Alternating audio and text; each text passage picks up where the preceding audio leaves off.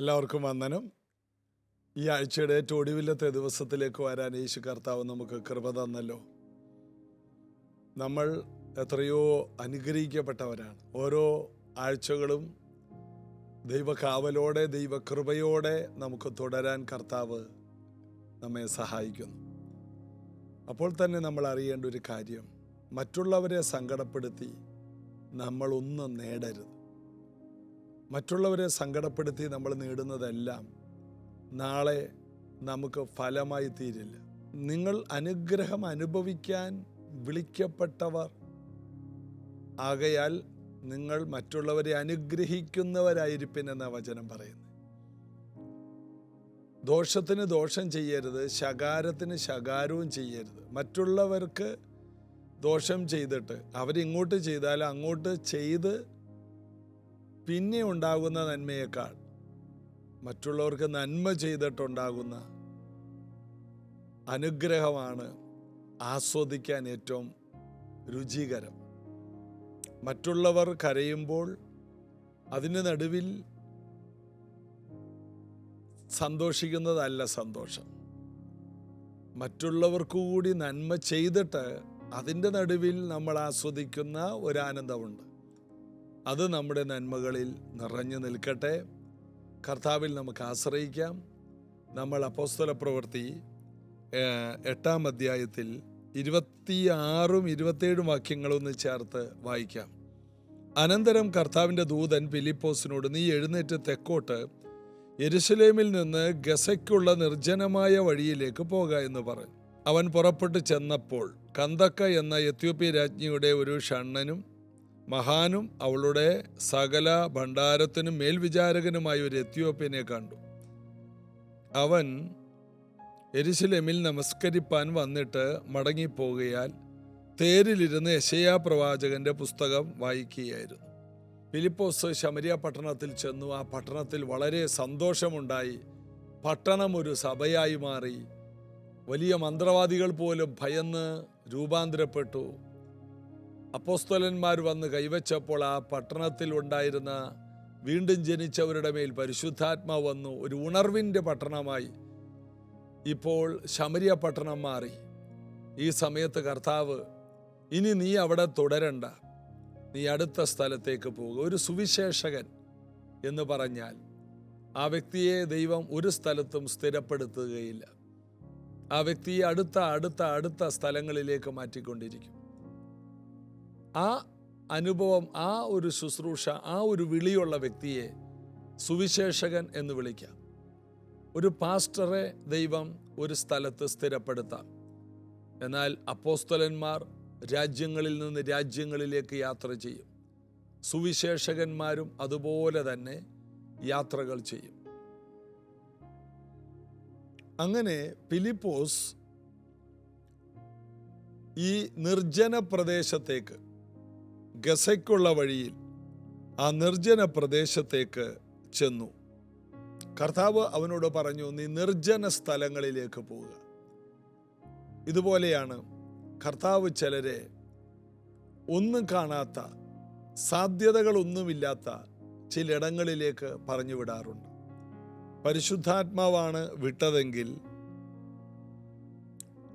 അവിടെ ആ വ്യക്തി വലിയ വിജയങ്ങൾ കാണും. ഇന്ന് നിങ്ങൾ പോയ സ്ഥലം, ഇന്ന് നിങ്ങളായിരിക്കുന്ന സ്ഥലം ദൈവത്താൽ നിയോഗിക്കപ്പെട്ട സ്ഥലമാണോ? ഒരു നിയോഗത്തിലാണോ നിങ്ങൾ അവിടെ എത്തിയത്? അല്ല, നിങ്ങളുടെ ബുദ്ധി കൊണ്ട് നിങ്ങൾ കണക്കൂട്ടി ചെന്നതാണോ? നിങ്ങളൊന്ന് അതിനെ വിവേചിച്ച്, നിങ്ങളോട് കർത്താവ് പറഞ്ഞ സ്ഥലത്താണോ നിങ്ങൾ? നിങ്ങളോട് കർത്താവ് പറഞ്ഞ സ്ഥലത്താണെങ്കിൽ നിങ്ങൾക്ക് വിജയമാണ്. ഏലിയാവിനോട് ദൈവം കെരീത്തിൽ പോയി ആ തോടിനരികെ ഒളിച്ചിരിക്കാൻ പറഞ്ഞു. അവിടെയാണ് ഏറ്റവും സുരക്ഷിതമായ സ്ഥലം. ആഹാബിന് കണ്ടെത്താൻ കഴിയാത്ത സ്ഥലമാണത്. 2, അവിടെയാണ് കാക്കയോട് അപ്പവും ഇറച്ചിയും കൊണ്ടുവന്ന് കൊടുക്കാൻ, ഏലിയാവിന് വേണ്ടി കൊടുക്കാൻ കാക്കയോട് പറഞ്ഞ സ്ഥലം. ആ പ്രത്യേക സ്ഥലം വിട്ട് ഏലിയാവ് മറ്റൊരു ദിക്കിലേക്ക് പോയാൽ അവൻ്റെ ജീവിതമാകെ തകർച്ചകളായി മാറും. ദൈവമാക്കിയ സ്ഥലം, നിനവയിലേക്ക് പോകാനാണ് യോനായോട് പറഞ്ഞത്. അവൻ തർശീശിലേക്ക് പോയി. അതിൻ്റെ തിക്തമായ ഫലം, അവൻ ഒരു വലിയ മത്സ്യത്തിൻ്റെ വായിൽ അകപ്പെട്ട് 3 ദിവസം ഈ മത്സ്യത്തിൻ്റെ വയറ്റിൽ കിടക്കേണ്ടി വന്നു. എന്തൊരു ബുദ്ധിമുട്ടുള്ളൊരു അവസ്ഥയാണ്. ശ്വാസം കഷ്ടിച്ച് ലഭിക്കുന്നു, ഇരുട്ട് മാത്രം അവിടെ. കടൽപ്പായലുകൾ അല്ലെങ്കിൽ ഈ മത്സ്യത്തിൻ്റെ വയറ്റിലുള്ള ഓരോ അമ്ലങ്ങൾ ഇവൻ്റെ ശരീരത്തെ പൊതിഞ്ഞിരിക്കുന്നു. എങ്ങനെ അവൻ 3 ദിവസം അതിലിരുന്നു? അവിടെ ഇരുന്നവൻ പ്രാർത്ഥിച്ചെന്ന്. അതിൻ്റെ അർത്ഥം അവന് ബോധമൊട്ടും പോയിട്ടില്ല, അവൻ അവിടെ ഇരുന്ന് പ്രാർത്ഥിക്കുകയാണ്. അതൊരു ഭീകരമായ, ഭയങ്കരമായ, ഓർക്കുമ്പോൾ തന്നെ ഭയപ്പെടുന്ന ഒരവസ്ഥയാണ്. ദൈവം പറയാത്ത, ദൈവികമല്ലാത്ത, ദൈവത്തിൻ്റെ പദ്ധതിയില്ലാത്ത സ്ഥലത്ത് നമ്മൾ പെട്ടുകഴിഞ്ഞാൽ നമ്മൾ അനുഭവിക്കുന്ന ബുദ്ധിമുട്ടുകൾ അതൊക്കെയാണ്. ഇതാ ഇവിടെ ഷണ്ണൻ എന്ന ഒരു മഹാനായ മനുഷ്യൻ തേരിൽ ആയിരക്കണക്കിന് പട്ടാളക്കാരുമായിട്ട് വരുന്ന വരവായിരിക്കാം. കാരണം നിർജ്ജന പ്രദേശത്തുകൂടി ഒരു മന്ത്രി ഒറ്റയ്ക്ക് പോയില്ലല്ലോ. ആയിരക്കണക്കിന് അകമ്പടി നായകന്മാരും പട്ടാളക്കാരുമുള്ള ഒരു സൈന്യമാണ് ഇദ്ദേഹത്തോടു കൂടെയുള്ളത്. ആ വ്യക്തിയെ യേശുവിലേക്ക് തിരിക്കുക, ഇതാണ് അടുത്ത പദ്ധതി. ഫിലിപ്പോസ് വെറും കർത്താവിൻ്റെ ഒരു ഉപകരണം മാത്രം. കർത്താവിൻ്റെ ദൂതനാണ് അവനോട് പറഞ്ഞത് എന്നവിടെ എഴുതിയിട്ടുണ്ട് 26. അനന്തരം കർത്താവിൻ്റെ ദൂതൻ ഫിലിപ്പോസിനോട്. ദൈവദൂതന്മാർ കയറുകയും ഇറങ്ങുകയും ചെയ്യുന്ന ഒരു സാധാരണ സംഭവമാണ് ഫിലിപ്പോസിൻ്റെ ജീവിതം. കർത്താവിൻ്റെ ദൂതൻ അവനോട് പറഞ്ഞു, നീ പോ, ഇന്ന ഒരാൾ ഈ വഴിക്ക് വരുന്നുണ്ട് എന്നൊന്നും പറഞ്ഞില്ല. നീ നിർജ്ജന പ്രദേശത്തേക്ക് പോവുക, അത്രേ പറഞ്ഞുള്ളൂ. ദൈവമാണ് അയച്ചതെങ്കിൽ ഇന്ന കാര്യമുണ്ട് എന്ന് പറയേണ്ട ആവശ്യമില്ല. അവിടെ ചെല്ലുമ്പോൾ ബാക്കി ഞാൻ നിന്നോട് പറയും. അതാണ് ദൈവത്തിൻ്റെ പദ്ധതികൾ. നിങ്ങളിപ്പോൾ ആയിരിക്കുന്ന സ്ഥലത്ത് ദൈവം അയച്ചതാണെങ്കിൽ ഇനി ഒന്നും പറയണ്ട, ദൈവത്തിൻ്റെ പ്രോഗ്രാം തന്നെ ദൈവം ചെയ്തുകൊള്ളും. നിങ്ങളവിടെ ചെന്നാൽ മാത്രം മതി. അവിടെ ചെയ്യാനുള്ളത് അവിടെ വെച്ച് ദൈവം പറയും. അതാണ് കർത്താവിൻ്റെ പരിപാടി. ശമൂവേലിനെ ഇശായിയുടെ വീട്ടിലോട്ട് വിട്ടു. മൊത്തം കാര്യമൊന്നും പറഞ്ഞില്ല. ഞാൻ ഇശായിയുടെ മക്കളിൽ ഒരു രാജാവിനെ കണ്ടിരിക്കുന്നു. 8 മക്കളിൽ ഏതാണ് രാജാവെന്ന് ശമൂവേൽ വളരെയധികം കഷ്ടപ്പെട്ട് അന്വേഷിക്കേണ്ടി വന്നു. അതാണ് ദൈവത്തിൻ്റെ പരിപാടികൾ. കർത്താവ് ഒരു സ്ഥലത്തോട്ട് പോകാൻ പറഞ്ഞാൽ കാര്യം അവിടെ നടക്കും. എന്നാൽ കർത്താവ് അത് മുഴുവൻ പറയണമെന്നില്ല. നീതിമാൻ വിശ്വാസത്താൽ മുന്നോട്ട് ചുവടുകൾ വെച്ച് പോകണം. ഇന്ന് നിങ്ങളായിരിക്കുന്ന സ്ഥലത്ത് പഠിക്കാൻ അല്ലെങ്കിൽ ജോലിക്ക് ഏതൊക്കെയോ രീതിയിൽ നിങ്ങൾ ബിസിനസ് സംബന്ധമായ കാര്യത്തിനൊക്കെ ഓരോ രാജ്യത്തും ഓരോ സ്ഥലത്തും ചെന്നുപെട്ടെങ്കിൽ സ്വന്തം വീടും അംഗങ്ങളെയൊക്കെ വിട്ട് നിങ്ങൾ പരിചയമില്ലാത്തൊരു സ്ഥലത്ത് ദൈവത്താൽ നിയോഗിക്കപ്പെട്ട അയക്കപ്പെട്ട ഒരു കുടുംബമാണെങ്കിൽ, വ്യക്തിയാണെങ്കിൽ നിങ്ങൾ ഒരിക്കലും പേടിക്കേണ്ട. ബാക്കി കാര്യങ്ങൾ കർത്താവ് ചെയ്യും. ഇവിടെ 27-ാം വാക്യം, അവൻ പുറപ്പെട്ടു എന്നപ്പോൾ കന്ദക്ക എന്ന എത്യോപ്യ രാജ്ഞിയുടെ ഷണ്ണനും മഹാനും അവളുടെ സകല ഭണ്ഡാരത്തിനു മേൽ വിചാരകനുമായ ഒരു എത്യോപ്യനെ കണ്ടു. അവൻ യെരൂശലേമിൽ നമസ്കരിക്കാൻ വന്നിട്ട് മടങ്ങിപ്പോകയിൽ തേരിലിരുന്ന് യെശയ്യാ പ്രവാചകന്റെ പുസ്തകം വായിക്കുകയായിരുന്നു. ഇവന് വേണ്ടിയാണ് കർത്താവ് ഫിലിപ്പോസിനെ അയച്ചത്. മഹാനായ ഒരു മനുഷ്യനെ കർത്താവിൻ്റെ കൃപയിലേക്ക് നയിക്കുവാൻ ഫിലിപ്പോസ് തന്നെ വേണമെന്ന് കർത്താവിന് നിർബന്ധമാണ്.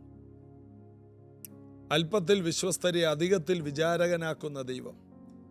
ഇവിടെ വലിയൊരു പട്ടണത്തിൻ്റെ ഉണർവ് കഴിഞ്ഞു വരുന്ന ഫിലിപ്പോസിനെ ഒരു വലിയ പട്ടണത്തെ കുലുക്കാൻ പറ്റിയ ഒരാളെ കണ്ടെത്താനാണ് കർത്താവ് വിടുന്നത്. ഈ ഷണ്ണൻ എത്യോപ്യയിൽ ചെന്നാൽ അദ്ദേഹം മഹാനായ മനുഷ്യനാണ്. അദ്ദേഹം പറയുന്ന വാക്കുകൾ ആ രാജ്യത്ത് നടപ്പിലാകും. അതുകൊണ്ട് ഫിലിപ്പോസിനെ ദൈവം എത്യോപ്യയിലേക്ക് വിടുന്നില്ല. പകരം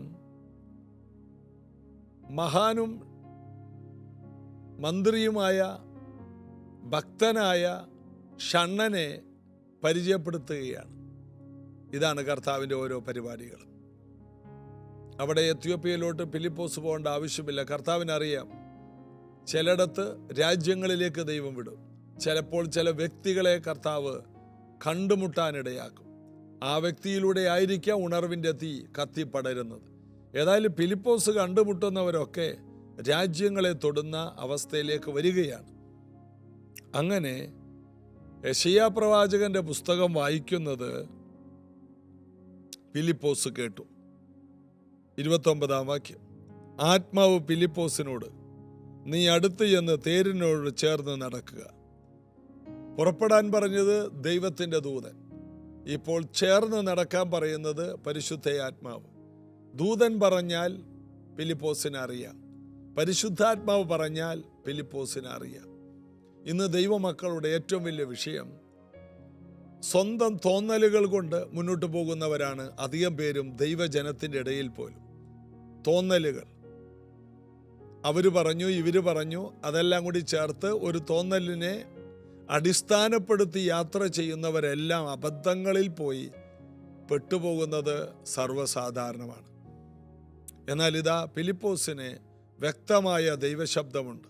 ആത്മാവ് ഫിലിപ്പോസിനോട്, നീ അടുത്ത് ചെന്ന് തേരിനോട് ചേർന്ന് നടക്കുക. എങ്ങനെ തേരിനോട് ചേർന്ന് നടക്കും? ആയുധധാരികളായ സൈന്യം അവിടെ ഉള്ളപ്പോൾ വഴിപോക്കനായ ഒരുത്തൻ എങ്ങനെ അതിൻ്റെ അടുക്കിലേക്ക് ചെല്ലും?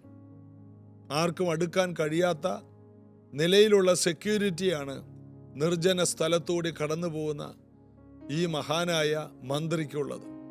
ആയുധധാരികൾ അവരവിടെ ഉള്ളപ്പോൾ എങ്ങനെ ഫിലിപ്പോസിന് കഴിയും? ദൈവത്തിൻ്റെ ആത്മാവ് ഫിലിപ്പോസിനോട് പറഞ്ഞു, നീ ചേർന്ന് നടക്കുക. അതിൻ്റെ അർത്ഥം ആയുധം നോക്കരുത്, പട്ടാളത്തെ നോക്കരുത്. ഞാനൊരു കാര്യം പറഞ്ഞാൽ നീ അത് മാത്രം ചെയ്താൽ മതി. അതിൻ്റെ ഓരോ കാര്യങ്ങളും ബാക്കി എൻ്റെ കൈകളിലാണ്. അതാണ് അതിൻ്റെ അർത്ഥം. ആ തേരിൻ്റെ അടുക്കലേക്ക് ചെല്ലുമ്പോൾ അതെങ്ങനെ പോകും? പട്ടാളക്കാർ കണ്ടാൽ ഉപദ്രവിക്കില്ലേ? പ്രശ്നമല്ലേ? ദൈവാത്മാവാണ് പറഞ്ഞതെങ്കിൽ, വ്യക്തമായി ദൈവശബ്ദം കേട്ടിട്ടാണെങ്കിൽ നിനക്ക് ഒരു സാഹചര്യത്തെയും പേടിക്കേണ്ട ആവശ്യമില്ല. അവൻ അവിടെ വായിക്കുന്നു, ഫിലിപ്പോസ് 30-ാം വാക്യം, ഫിലിപ്പോസ് ഓടിച്ചെല്ലുമ്പോൾ യെശയ്യാ പ്രവാചകന്റെ പുസ്തകം വായിക്കുന്നത് കേട്ടു. നീ വായിക്കുന്നത് ഗ്രഹിക്കുന്നുവോ എന്ന് ചോദിച്ചു. തേര് പോയിക്കൊണ്ടിരിക്കുകയാണ്. വേഗത്തിൽ പോകുന്ന, അതിവേഗത്തിൽ പല കുതിരകളെ കെട്ടി വലിച്ചുകൊണ്ട് ഓടിക്കുന്ന ആ വാഹനം വളരെ വേഗത്തിൽ പോവുകയാണ്. എന്നാൽ അതിൻ്റെ ഒപ്പം ഓടിക്കൊണ്ട് ഫിലിപ്പോസ് ചോദിക്കുകയാണ്, നീ വായിക്കുന്നത് ഗ്രഹിക്കുന്നുവോ? അപ്പോൾ ഫിലിപ്പോസിന് ഒരു സ്ഥലത്ത് ഇരുന്നല്ല സുവിശേഷം അറിയിക്കാൻ, ഒരു സ്ഥലത്ത് നിന്നല്ല സുവിശേഷം പ്രസംഗിക്കാൻ കഴിയുന്നത്. അവൻ ഓടുകയാണ്. ചില സമയങ്ങളിൽ മനുഷ്യരുടെ വേഗത്തിനൊപ്പം നാമും നമ്മുടെ വേഗത കൂട്ടണം. മനുഷ്യരുടെ സാഹചര്യം നോക്കി നാമും അതിനൊത്തവണ്ണം മുന്നോട്ട് പോകണം. അവിടെ ഷണ്ണൻ നിൽക്കുന്നില്ല, ഷണ്ണൻ മുന്നോട്ട് പോയിക്കൊണ്ടിരിക്കുകയാണ്. തേര് നിർത്തുന്നില്ല, യാത്ര തുടരുകയാണ്. സൈന്യം മുന്നോട്ട് പോവുകയാണ്. കുതിരകളുണ്ട് ചുറ്റും, കുതിരയുടെ മുകളിൽ പട്ടാളക്കാരുണ്ട്, ആയുധധാരികളുണ്ട്. അതിൻ്റെ മധ്യയാണ് ഷണ്ണൻ ഇരിക്കുന്നത്. ഈ യാത്ര തുടരുകയാണ്. കുതിരയ്ക്കൊപ്പം, തേരിനൊപ്പം ഫിലിപ്പോസും ഓടുകയാണ്. ഒരാളെ നേടുവാൻ മറ്റുള്ളവരുടെ വേഗതയ്ക്കൊപ്പം നമ്മുടെയും വേഗതയെ അതിനൊപ്പമാക്കിയാൽ മാത്രമേ പലപ്പോഴും നമുക്കവരെ നേടാൻ കഴിയൂ. നമ്മുടെ വേഗതയിലേക്ക് അവർ വരിക എന്നുള്ളത് ചില സമയത്ത് ദുഷ്കരമാണ്. അവരുടെ സാഹചര്യം മനസ്സിലാക്കി അവരുടെ വേഗതയിൽ തന്നെ നിന്നുകൊണ്ട് അവരോട് ദൈവവചനം പറയാൻ നമുക്ക് കഴിഞ്ഞെങ്കിൽ, അവർ തിരക്കിലാണ്, ആ തിരക്കുള്ളവരോട് അവരുടെ തിരക്കുകളെ നഷ്ടപ്പെടുത്താതെ, അവരുടെ വേഗതയെ കുറക്കാതെ ആ സമയത്തും ദൈവവചനം പറയാൻ കഴിഞ്ഞിരുന്നെങ്കിൽ, ചിലരെ പിടിച്ചു നിർത്തിയൊന്നും പറയാതെ അവരുടെ ജോലിയുടെ ഇടയിൽ തന്നെ അവരോട് ചില കാര്യങ്ങൾ നമുക്ക് പറഞ്ഞു കൊടുക്കാൻ കഴിഞ്ഞിരുന്നെങ്കിൽ. യാത്ര തുടരുകയാണ്. ഫിലിപ്പോസ് ഓടുന്നു, കുതിരകളുടെ ഒപ്പം ഫിലിപ്പോസ് ഓടുകയാണ്. യിരെമ്യാ പ്രവചനത്തിൽ ഒരു വാക്കുണ്ട്, കാലാളുകളോടുകൂടെ നീ ഓടിയിട്ട് ക്ഷീണിച്ചു പോയാൽ കുതിരകളോടുകൂടെ എങ്ങനെ ഓടും? ഇപ്പോൾ ഫിലിപ്പോസ് ഓടുന്നത് കുതിരകളുടെ കൂടെയാണ്. രഥം കെട്ടിവലിക്കുന്ന കുതിരകളുടെ ഒപ്പം ഓടുന്ന ഫിലിപ്പോസിൻ്റെ ശബ്ദം കുതിരകളുടെ കുളമ്പടിയേക്കാൾ മുകളിൽ വന്നാൽ മാത്രമേ ഷണ്ണന് ഈ ദൈവവചനം അല്ലെങ്കിൽ അദ്ദേഹത്തിൻ്റെ ചോദ്യം കേൾക്കാൻ കഴിയൂ. കുതിരയുടെ കുളമ്പടികളുടെ രഥത്തിൻ്റെ ശബ്ദത്തിനേക്കാൾ മുകളിൽ ഫിലിപ്പോസ് തൻ്റെ ശബ്ദമെടുത്താൽ മാത്രമേ സുവിശേഷം ഇദ്ദേഹത്തിൻ്റെ ചെവികളിൽ എത്തുകയുള്ളൂ. അങ്ങനെ ഫിലിപ്പോസ് ശക്തിയോടെ ഓടി, കുതിരയ്ക്കൊപ്പം ഓടി. ഫിലിപ്പോസ് ശക്തിയോടെ ശബ്ദമെടുത്തു, അവൻ ഉറക്കെ ചോദിച്ചു. അങ്ങനെ ഫിലിപ്പോസ് ഓടിച്ചെല്ലുമ്പോൾ യെശയ്യാ പ്രവാചകന്റെ പുസ്തകം വായിക്കുന്നത് കേട്ടു. നീ വായിക്കുന്നത് ഗ്രഹിക്കുന്നുവോ എന്ന് ചോദിച്ചു. ഒരുത്തൻ പൊരുൾ തിരിച്ചു തരാഞ്ഞാൽ എങ്ങനെ ഗ്രഹിക്കുമെന്ന് പറഞ്ഞു. ഫിലിപ്പോസ് കയറി തൻ്റെ കൂടെ ഇരിക്കണമെന്ന് അപേക്ഷിച്ചു. ആ മനുഷ്യന് ഫിലിപ്പോസിനെ കയറ്റി ഇരുത്തുവാനുള്ള ഒരു നിയോഗമുണ്ടായി. വഴിയെ പോകുന്ന ഒരാളെയും കയറ്റി ഇരുത്തുന്നവരല്ല ഇങ്ങനെയുള്ളവർ. എന്നാൽ ആ വ്യക്തിക്ക് കണ്ടപ്പോൾ തന്നെ ഫിലിപ്പോസിനെ മനസ്സിലാക്കാൻ കഴിഞ്ഞു. ഒരാത്മനിയോഗമുള്ളവൻ എവിടെ ചെന്നാലും അവന് ദൈവം അവിടെ ഒരു നല്ല ഉയർന്ന ഇരിപ്പിടം ഒരുക്കി വെക്കും. കർത്താവിന് വേണ്ടി പരമാർത്ഥമായിട്ട് സുവിശേഷത്തിന് വേണ്ടി വിലമുടക്കി ഓടാമോ? നിനക്ക് വേണ്ടി ഏറ്റവും നല്ല ഒരു ഇരിപ്പിടം സുവിശേഷത്തിനായിട്ട് ദൈവം തുറക്കും. നീ കർത്താവിന് വേണ്ടി നിൽക്കുമെങ്കിൽ, അവൻ്റെ രാജ്യവും നീതി അന്വേഷിക്കാൻ ഒരുക്കമെങ്കിൽ കർത്താവ് ഇതുപോലെയുള്ള കാര്യങ്ങൾ ചെയ്യും. നമുക്ക് അടുത്ത ദിവസം ഇതിൻ്റെ ബാക്കി ചിന്തിക്കേണ്ടത് ആവശ്യമാണ്. കർത്താവിൽ നമുക്ക് ആശ്രയിക്കാം. ആ യാത്ര ഒരു അത്ഭുതമായിരുന്നു. അടുത്ത തിങ്കളാഴ്ച ദിവസം ഇതിൻ്റെ ബാക്കി നമുക്ക് ചിന്തിക്കണം. ആ യാത്രയിൽ ഫിലിപ്പോസിൻ്റെ വിലമുടക്കൽ ഒരു അത്ഭുതമായി മാറിയതാണ് പിന്നീട് വരുന്ന ചരിത്രം. ഇതുപോലെ ദൈവത്തിന് വേണ്ടി നിന്നാൽ, ദൈവത്തിൻ്റെ ദൂതൻ പറഞ്ഞിട്ട് നടന്നാൽ, ആത്മാവ് പറയുന്നത് പോലെ ഒന്ന് ഓടിയാൽ കയറിയിരിക്കാൻ പറ്റിയ ചില ഉയർന്ന തലങ്ങൾ ദൈവം നമുക്ക് വേണ്ടി കരുതി വെച്ചിട്ടുണ്ട്. ഇത് കേൾക്കുമ്പോൾ ചിലരോട് പറയുകയാണ്, നീ ദൈവാത്മാവിൻ്റെ നിയോഗത്തിൽ സഞ്ചരിക്കുമെങ്കിൽ നിനക്ക് വേണ്ടി ദൈവം ഏറ്റവും നല്ല ഉയർന്ന തലത്തിലുള്ള ഇരിപ്പിടങ്ങൾ ദൈവം കരുതി വെച്ചിട്ടുണ്ട്. അതിൽ വേറെ ആർക്കും ഇരിക്കാൻ കഴിയില്ല. നിനക്കല്ലാതെ മറ്റാർക്കും ഇരിക്കാൻ കഴിയാത്ത ഉയർന്ന ചില തലങ്ങൾ സ്വർഗം കരുതി വെച്ചിട്ടുണ്ട്. വിശ്വസിക്കുക, കർത്താവിന് വേണ്ടി ഓടുക, ആത്മാവിൽ സഞ്ചരിക്കുക, യേശുവിന് വേണ്ടി നിലനിൽക്കുക. ബാക്കി കാര്യങ്ങൾ കർത്താവ് ഒരുക്കിക്കൊള്ളും. നമുക്ക് പ്രാർത്ഥിക്കാം. യേശുവിൻ്റെ നാമത്തിൽ ഇന്ന് ഈ കേട്ട വചനങ്ങൾ ഈ മക്കളുടെ ജീവിതത്തിൽ ഒരു ചലനമാകട്ടെ, ഒരു നിയോഗമാകട്ടെ, ഒരു ഒഴുക്കാകട്ടെ, ഒരു ജീവജല നദിയുടെ മുന്നേറ്റമാകട്ടെ. ഈ മക്കളുടെ ജീവിതത്തിൽ അത്ഭുതകരമായ സാധ്യതകൾ ഉണ്ടാകട്ടെ. ഏത് നിർജ്ജന സ്ഥലങ്ങളിലും ചില വഴികൾ തുറക്കുന്ന കർത്താവിൻ്റെ കരം ഈ മക്കൾക്ക് വേണ്ടി ചലിക്കണമേ. യേശുവിൻ്റെ നാമത്തിൽ അനുഗ്രഹിക്കുന്നു. സ്വർഗീയ പിതാവിൻ്റെ കരം കൂടെയിരിക്കണം. അത്ഭുതങ്ങളാലും അടയാളങ്ങളാലും വീര്യപ്രവർത്തികളാലും ദൈവവചനത്തെ കർത്താവെ അങ്ങ് ഉറപ്പിക്കണമേ. കൃപ കൊണ്ട് മൂടണമേ. വലിയ ദൈവപ്രവർത്തികൾ ഈ മക്കൾ കാണട്ടെ. അനുഗ്രഹിക്കുന്നു. അത്ഭുതങ്ങൾ നടക്കട്ടെ. ദൈവമഹത്വമുണ്ടാകട്ടെ. യേശുവിൻ്റെ നാമത്തിൽ അടഞ്ഞുപോയ വഴികൾ തുറന്നു വരട്ടെ. പുതിയ വഴികൾ ഉണ്ടായി വരട്ടെ. യേശുവിൻ്റെ നാമത്തിൽ അത്ഭുതകരമായി ആത്മനിയോഗമുള്ളവരായി പരിശുദ്ധാത്മാവിൽ സഞ്ചരിക്കുന്നവരായി ഓരോരുത്തരും തീരട്ടെ. സ്വന്തം ബുദ്ധിയിൽ സ്വന്തം വഴിയിൽ നടക്കാതെ, സ്വന്തം വിവേകത്തിൽ ഊന്നാതെ കർത്താവിൻ്റെ നിയോഗത്തിൽ സഞ്ചരിക്കുന്നവരായി യേശുവിൻ നാമത്തിൽ ഓരോരുത്തരും തീരട്ടെ. അനുഗ്രഹിക്കുന്നു യേശുവിൻ നാമത്തിൽ. ആമേൻ. കർത്താവിൽ നമുക്ക് ഉറച്ചു നിൽക്കാം, ബലപ്പെടാം. നാളെ നമുക്ക് അനുഗ്രഹിക്കപ്പെട്ട ഒരു സഭായോഗം ഞായറാഴ്ച രാവിലെ 8 മണിക്കുണ്ട്. കടന്നു വരണം. പ്രൈസ് ജനറേഷൻ ചർച്ചിലേക്ക് നിങ്ങളെ സ്വാഗതം ചെയ്യുന്നു. കർത്താവിൻ്റെ വലിയ കൃപ നമുക്ക് ഒരുമിച്ച് അനുഭവിക്കാം. തിങ്കളാഴ്ച വീണ്ടും ജീസസ് എവരിഡേ തുടരുന്നതാണ്. നമുക്ക് ഒരുമിച്ച് യേശുവിനെ ഉയർത്താം. God bless you.